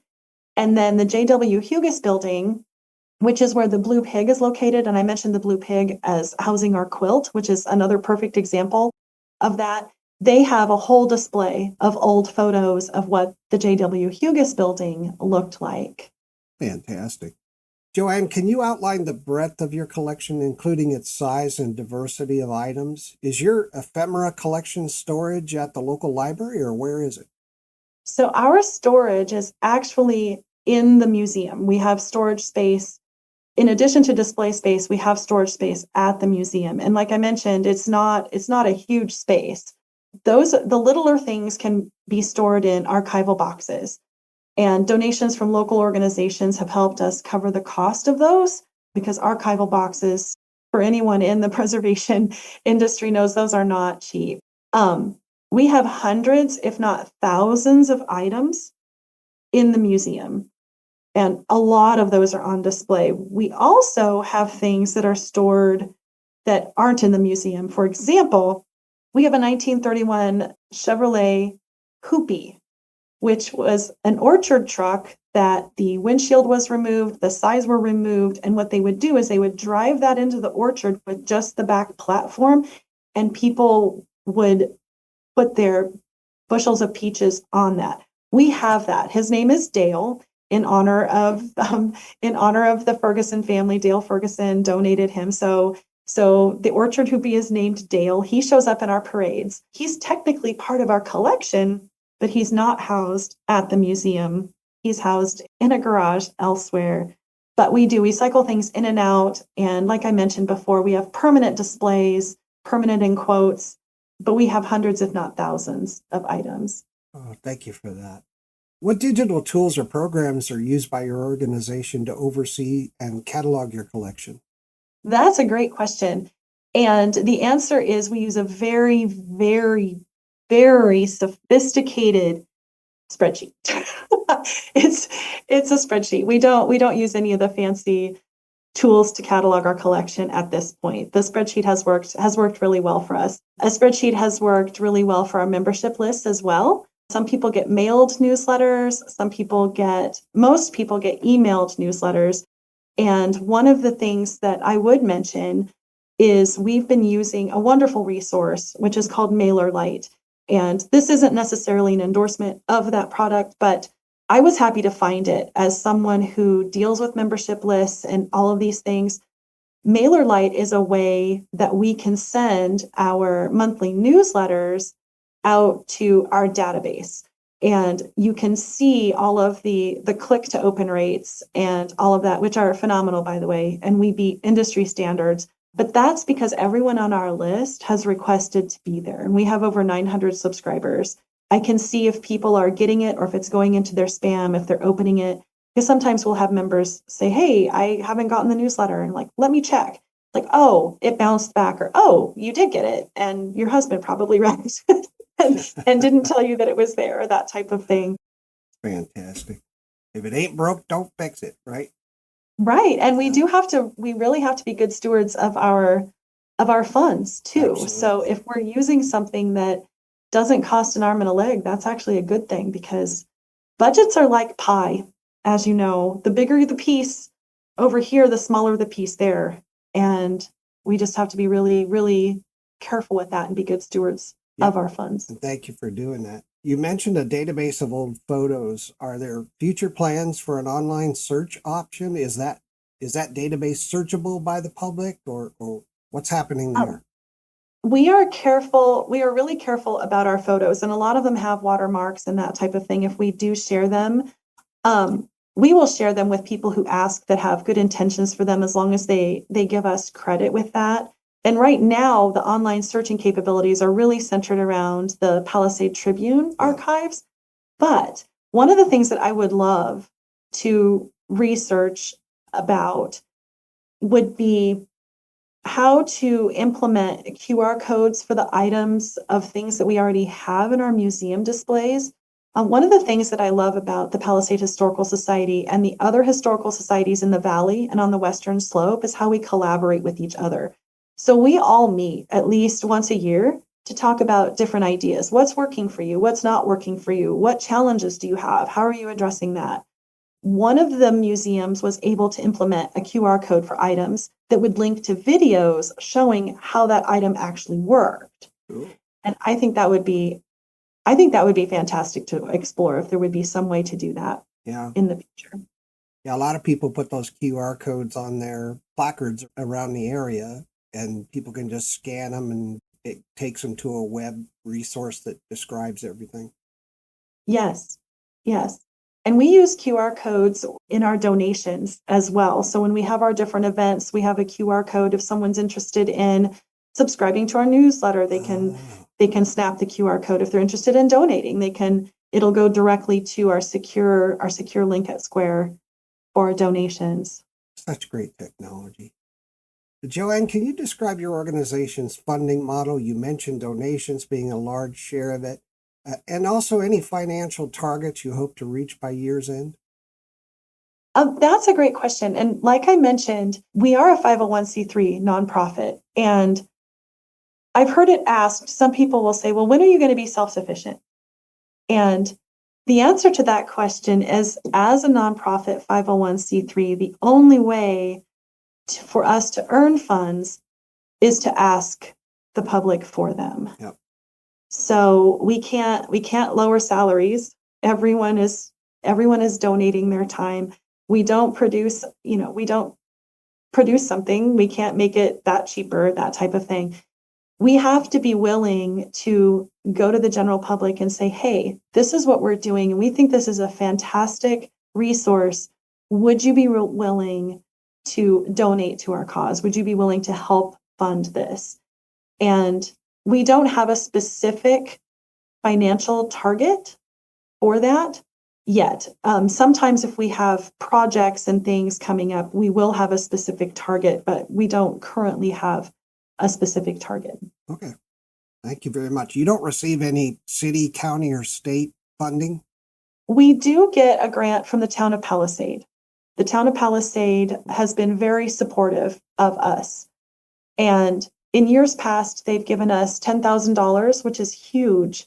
And this last year, due to budget constraints and whatnot, they've granted us $5,000, which is still amazing. But along with that is they also have granted us use of space for our history talks. We have that at the historic Palisade Community Gym, which actually used to be the gym for one of the original high schools, the second high school technically in town. The gym was built in 1941. It was refurbished here recently, and the town grants us permission to use that for free, which is huge. There's also a major construction project happening in town where they're building a roundabout at one of the major intersections that's right by the museum. And that is going to produce some challenges for us in helping visitors find us. So the town is supplying us with wayfinding signs. So all of these things cost money, and they're willing to donate that to us. But yes, we do get a grant from the town of Palisade every year. Well, good. I hope your funding increases and you can do a lot of good with it. Me too. And it's not guaranteed. I mean, none of this money is guaranteed. And anyone listening who is part of a historical society or a museum or anything like that understands that. Funding is never guaranteed. So you just have to be able to budget wisely and be good stewards of the money that you have. And we keep the town of Palisade informed about everything we're doing. And they consider us to be an asset, not only to the locals, but also to the tourists and all of that. So we're in a great position with them. And we do hope that relationship continues. Thank you for that. What are some of the ways people can contribute through fundraising activities to help support your organization's goals? In addition to donating, which is really easy to do on our website, every year for the last few years, we've been creating an annual calendar. And This year's calendar is in honor of the peach quilt. So we've taken all of the different peach squares and we've got those on there. And so that's a $20 suggested donation for the annual calendar. Last year, it was Palisade Then and Now pictures that were old and new. And the one before that was all old pictures of Palisade. And I'm currently contemplating what to do for our next annual calendar. And those are very popular. We only print, in the past, we've only printed 100 of them. We only printed 200 of them this year, and they're almost all gone. We sold out quickly with 100, so we doubled our production on that. But that's a fun way to raise funds for our organization, and they make fantastic gifts around the holidays. All right, fantastic. What role does membership, how much is a membership, and what benefits do people get? Right, so we've got a bunch of different levels. The individual membership starts at $25. The family membership is $50. We have a patron membership at $500, a 10-year membership at $200, and then a business membership at $100. And the business membership, what perk that grants businesses is we put their logo on a peach tree. So we have a peach tree full of logos of all of the businesses that support us. And then that gets put on all of our social media that goes out every month to our over 900 subscribers. It's on our website. Newsletters, everybody gets a newsletter, whether you're a member or not. Members do get discounts on our publications. We've got different publications that are available at the Palisade History Museum. So members get a discount on that. And honestly, when you are a member, what you really get is the warm and fuzzy feeling of supporting a wonderful organization in Palisade. Absolutely. JoAnn, how does your organization reach out to the community and engage people in learning about history?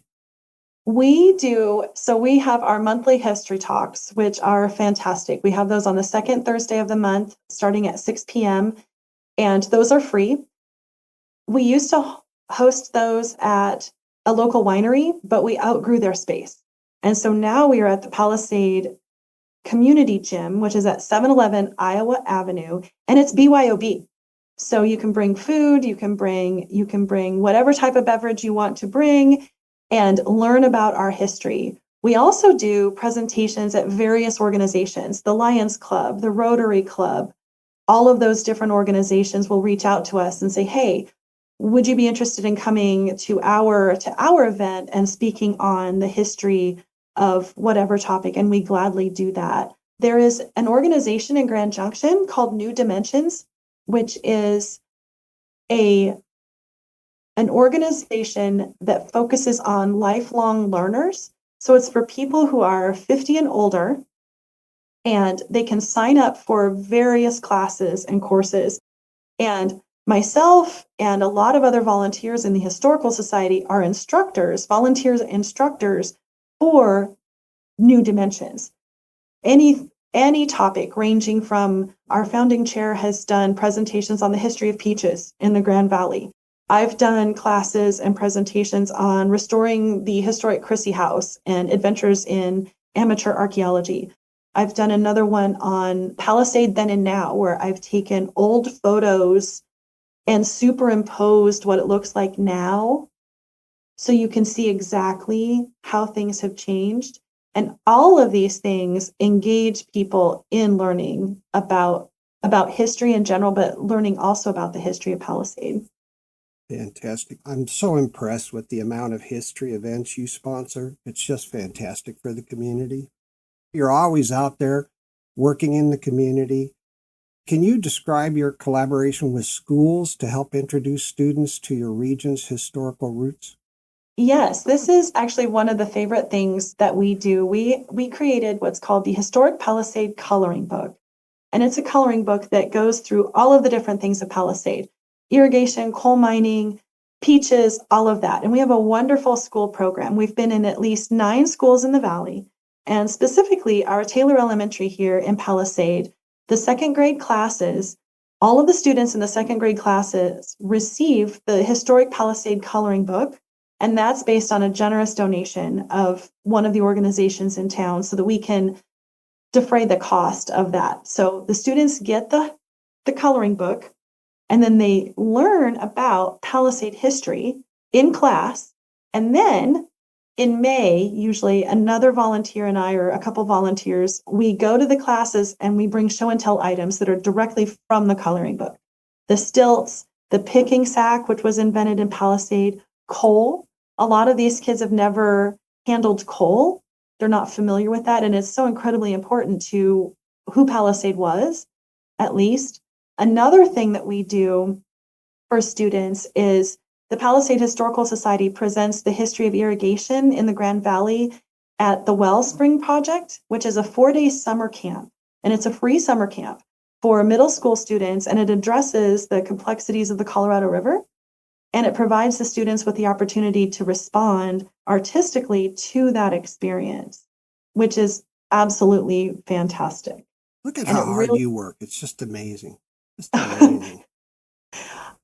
Tell him I need my salary doubled. Yeah, I will. Oh, wait. Oh, wait. Yeah, Granted, we're a volunteer.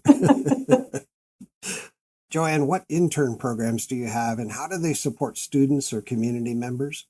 Right. Our local high school has a career pathways program, and the students are able to intern at various businesses and organizations. And a couple years ago, we had a wonderful intern who helped us on our displays. And she has her sights set on a future in museum curation. And she told us that her graduating class had the highest number of history majors. And we credit our elementary school program for that. Another program that we participate in, also through the high school, is with the National Honor Society and Service Learning Corps program. National Honor Society students have to do 30 individual hours and 20 group hours a year of volunteer service. And Service Learning Corps, they do 60 volunteer hours. When my daughter was in both programs, she did over 220 hours total of volunteer service. And so we offer our high school students a way to do that. They can use graphic design in some of our displays, especially with our senior photos display that I mentioned. Various ways that they can volunteer with us. And then that in turn not only instills in them the importance of volunteering in general for your community, but also the importance of history and the history of Palisade. Fantastic. I want to talk about volunteers for a minute. How can community members participate as volunteers at your organization, and what types of roles or projects are open to them? All they have to do is contact us and say, hey, I have some time. What can I help you with? Or I'm interested in this or this. Do you have a need for me? And the answer will almost always be yes. The thing I love about volunteering for the Palisade Historical Society is the variety of roles and tasks and projects we have.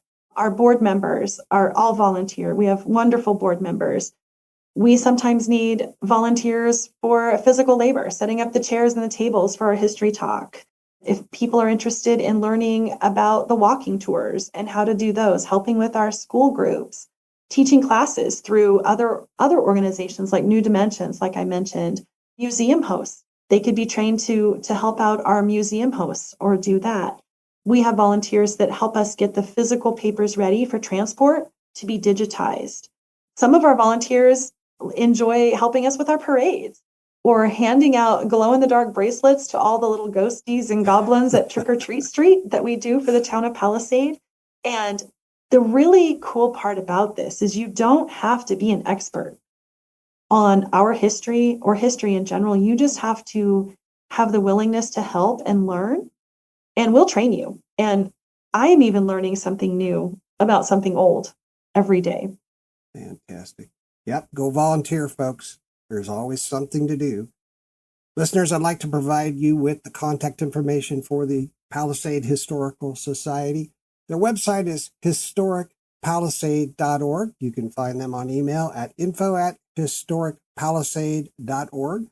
On Facebook, it's Palisade Historical Society. On Instagram, it's at Historic Palisade CO.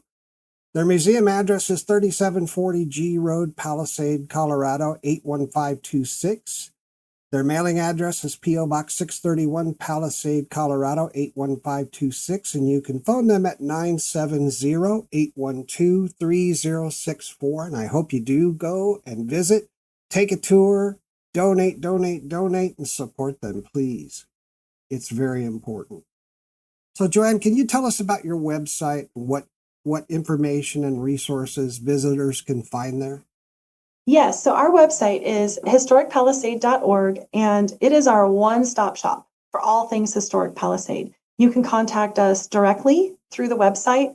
We also have all of our contact information listed there. As I mentioned, we have links to all of our oral histories. We have a tab for the newspaper collection. So on the newspapers tab at historicpalisade.org, you can scroll down and type in the search words that you're looking for, hit the button, and it will automatically open the database to the Palisade Tribunes. We have all of our newsletters there. We have all of our events, and everything is listed there. Another tab we have that might be interesting for people is we have a social media tab. There are a lot of people who want to be up to date on the information, but they don't want to be on social media. So everything that we've posted on social media goes on that tab. So we have that. Like I said, it is our one-stop shop for all things Historic Palisade. You can donate directly from there, and it's amazing, if I do say so myself. It is a nice website. JoAnn, what specific efforts or needs does your organization currently have that community members can contribute to or engage with right now? The biggest project and the most important project that we have going right now is the digitization of the Palisade Tribune.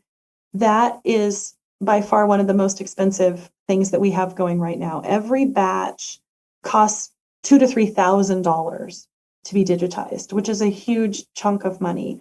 But the result is absolutely priceless. We are also in talks with our landlords regarding the future of the property. They have graciously offered to research subdividing the lot and donating the museum and property to the Palisade Historical Society. And there are a lot of moving pieces with that and expenses. And we will keep everyone posted on when that is going to happen and what our donation goals will be. I mentioned before that we have a 99-year lease and it's a whopping $1 a year. But this would be amazing if we were able to do this. And again, we're still kind of all in the works with this, but that's going to be a huge expense for us as well going forward. Okay, interesting. Well, I hope that works out for you all. Is there any additional message or important information you'd like to share with the community or your members? So today is tomorrow's history. So take pictures and record your thoughts to preserve these memories now and give back to your community. We don't know what the future looks like, but its history starts today. Great thoughts. Thank you. JoAnn, I'm so grateful for your time and insights today. It's been fascinating to hear about the dedication and heart you put into serving your members and the community. I want to thank you for joining us and sharing, and good luck in all you do. Well, thank you so much for having me on Preservation Oaks, Sean. This has been a wonderful experience, and I hope your listeners learned a lot about our wonderful little town of Palisade, Colorado. Come visit. Yeah, beautiful town. And with that, we'll end our time with our guest, JoAnn Rasmussen. Listeners, please stay tuned for my comments and wrap-up, which is coming up next.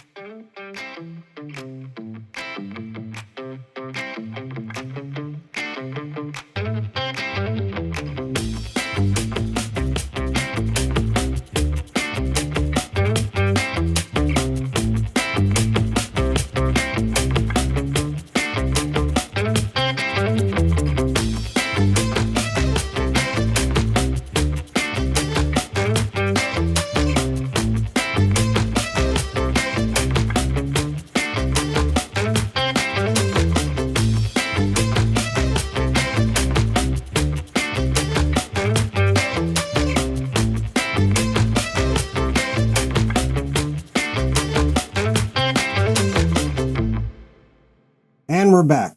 As we come to the close of today's episode, I'd like to extend a sincere thank you to our guest, Ms. JoAnn Rasmussen, Chair of the Palisade Historical Society in beautiful Palisade, Colorado. JoAnn is one of those rare people who combines passion, knowledge, and dedication in equal measure. She's thoughtful, articulate, and deeply committed to preserving the stories of the Grand Valley. Listening to JoAnn today, it's clear that Palisade's history isn't simply something she studies, it's something she lives and cares for every day. From the restoration of the historic Chrissy House to the ongoing work of the Palisade Historical Society and Museum, JoAnn and her team are doing the kind of preservation work that quietly safeguards the heritage of a community for generations to come. And what wonderful stories Palisade has to tell. After today's conversation, I suspect that many of you listening will never look at a peach the same way again. The next time you're standing in a grocery store holding a peach in your hand, you just might pause and think about Palisade, Colorado, the peach capital of the state, where hot summer days and cool desert nights combine to create some of the sweetest fruit in the country. But Palisade is more than peaches. It's irrigation canals carved from desert soil. It's farmers who came west from Iowa with a vision of orchards. It's vineyards rising after a devastating freeze in 1963 changed the agricultural landscape. And it's a community that has continually adapted, rebuilt, and moved forward. One of the things that struck me during our conversation was just how human this history is. Take the remarkable story JoAnn shared about German prisoners of war who were housed in Palisade during World War II and helped pick peaches when local workers were away fighting overseas. It's one of those fascinating moments in American history where global events intersect with a small town in unexpected ways. Or the story of Colonel Bauer, a Civil War mascot who was only 8 years old when he went with his father to the front lines, for goodness sake. Later in life, he became a pioneer of Palisade, and today one of the Historical Society's volunteers even dresses as Colonel Bauer to lead walking tours. Now that's dedication to living history.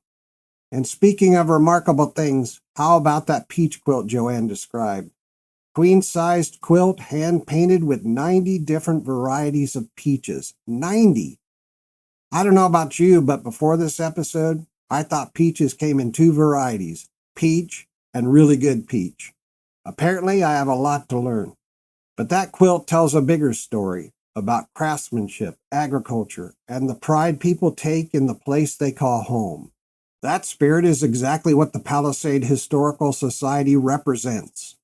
Although the organization was only formally established in 2010 and the museum itself opened in 2021, the Society has already accomplished an impressive amount.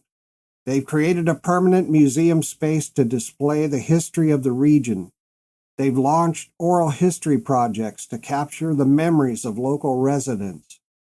They're digitizing the archives of the Palisade Tribune, preserving more than a century of local news for researchers and families. And they host monthly history talks that draw hundreds of people each year. That's an incredible achievement for a volunteer organization. And I do want to emphasize something JoAnn mentioned during the interview. Everyone working at the Palisade Historical Society is a volunteer. There's no paid staff members, no large institutional budget. What they have instead is something far more powerful, a community of people who believe their history matters. But like many small museums and historical societies, they also face real challenges. They need more gallery space and storage space so they can properly display and preserve the items entrusted to their care. They rely heavily on community donations to continue projects like digitizing historical newspapers and expanding their exhibits.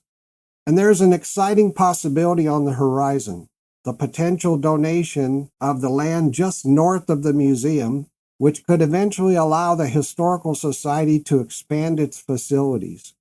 That opportunity could open the door for a larger museum space, but of course, it would also require funding and community support to make it happen. So, if today's conversation sparked your interest, if you believe local history deserves to be preserved, I encourage you to support the Palisade Historical Society. You can learn more at www.historicpalisade.org, or you can email them at info@historicpalisade.org. If you're ever visiting Colorado's Western Slope, stop by the Palisade Historical Museum located at 3740 G Road, Palisade, Colorado. And if you happen to arrive during peach season, well, let's just say you'll be glad you did. Because history, my friends, isn't only found in archives and museums. Sometimes it's found in orchards, sometimes in quilts, sometimes in memories of the people who lived it. And sometimes it's found in a small museum in a Colorado town where volunteers are working every day to make sure those stories are never forgotten. JoAnn Rasmussen, I want to thank you again for joining us and for the wonderful work you and your team are doing in Palisade. And to our listeners, thank you for spending this time with us. This has been episode 118 of the Preservation Oaks podcast.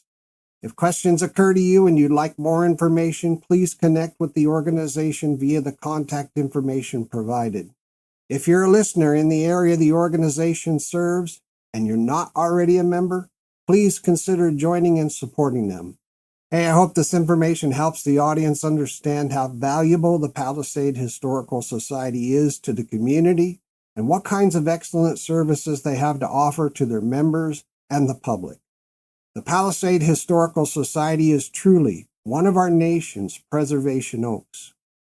All right, that's a wrap for this episode. Music used today is from Cymbalbird, Vigintillion, 8-Ball Audio, Premium Beat, Green Rocket Audio, Evolving Vibes, Tata Music, and Original Soundtrack. Hey, this is Sean Radcliff.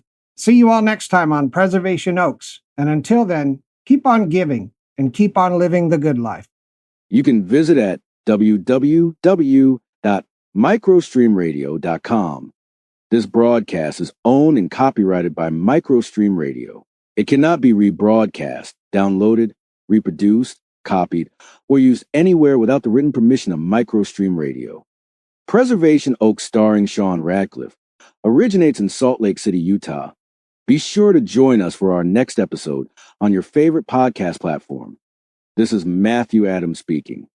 Preservation Oaks has come to you through the worldwide podcast platform Podbean, and our home is preservationoaks.podbean.com.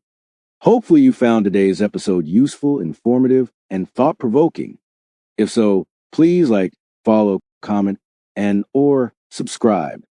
Remember that being free means being free to be curious, and that historical and genealogical societies and museums allow us to discover the past, be free to explore where curiosity opens every door. Thanks to everyone for listening. Stay cozy, curious, and keep exploring the incredible stories that shape our world. Remember to cherish and support the preservation of history in your own communities. The content of this program is provided for educational and informational purposes only. Some material included in this program may be copyrighted by third parties. However, under Section 107 of the U.S. Copyright Act, the doctrine of fair use allows the limited use of copyrighted material without requiring permission from the rights holders when used for purposes such as education, criticism, commentary, news reporting, teaching, scholarship, and research. These uses are legally permitted even if they might otherwise constitute infringement. If you wish to use copyrighted material from this program for purposes beyond fair use, you must obtain permission from the copyright owner. If you believe your copyrighted material has been used in this program in a way that does not qualify as fair use,